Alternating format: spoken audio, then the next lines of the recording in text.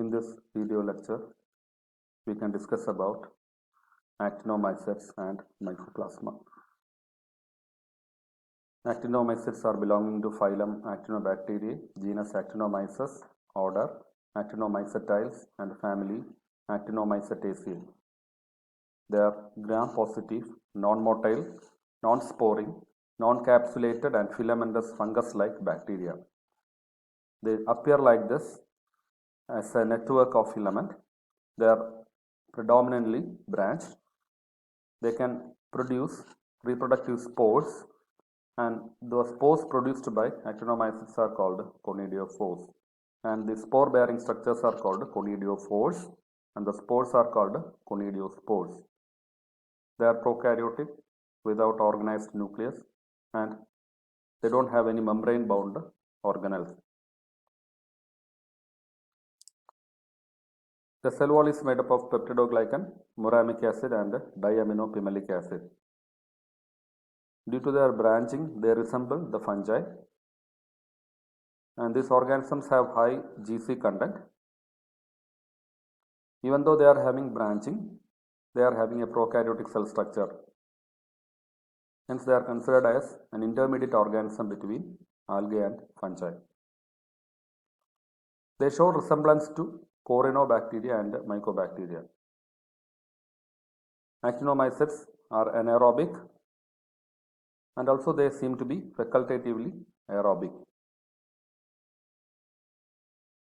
The common species of actinomyces include Nocardia and Streptomyces. Streptomyces are important sources of antibiotics like streptomycin, erythromycin, chloramphenicol, and tetracycline. These organisms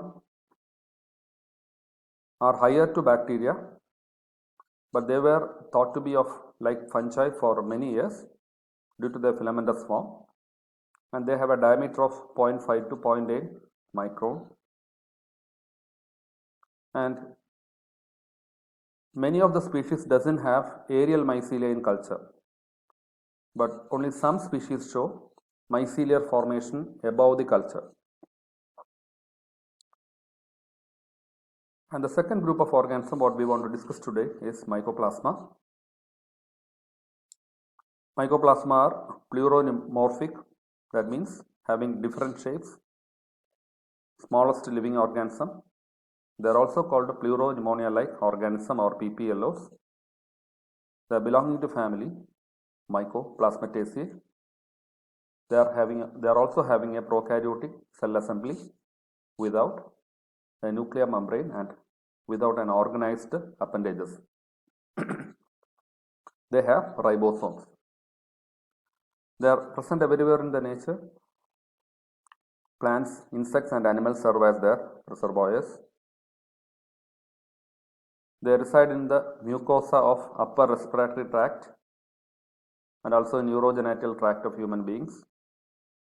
And a species Mycoplasma pneumonia is causing pneumonia in human beings and also in other animals and organisms. They are pleomorphic bacteria without a cell wall. Due to the lack of cell wall, they can occupy any shape. Hence, they are called pleomorphic bodies. Their size is 0.2 micrometer in diameter. They can be coccoid or filamentous. That depends on the environmental condition where they are occurring. Their shape may vary. And they cannot be stained with conventional bacterial stains. And almost all members of Mycoplasma contain cholesterol in their membrane. This is a different characters shown by this group of organisms other than bacteria. Presence of cholesterol in the cell membrane. And the electron microscopy revealed the presence of some terminal structures on these Mycoplasma meant for attachment. And it is believed that they are bridge between bacteria and virus, but they differ from virus as these organisms contain both DNA and RNA, whereas virus is containing either RNA or DNA. And the size of the genetic material is 580 kilobase pairs. 580 kilobase pairs. Mycoplasma species are facultative anaerobes. They can live in the absence of oxygen, but Mycoplasma pneumonia is a strict aerobe. The optimum temperature for their culture is 35 to 37 degrees Celsius. And they are very slow in, if you go for an in vitro culture, they are very slow in their growth.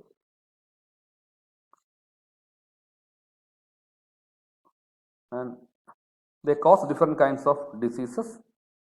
And so in this session we discussed about actinomycetes and mycoplasma. It's a brief outline of these organisms. Actinomycetes as well as mycoplasmas are prokaryotic organisms. They are believed to be an intermediate between algae and fungi, but mycoplasmas are believed to be an intermediate between bacteria and virus. So thanks for your listening.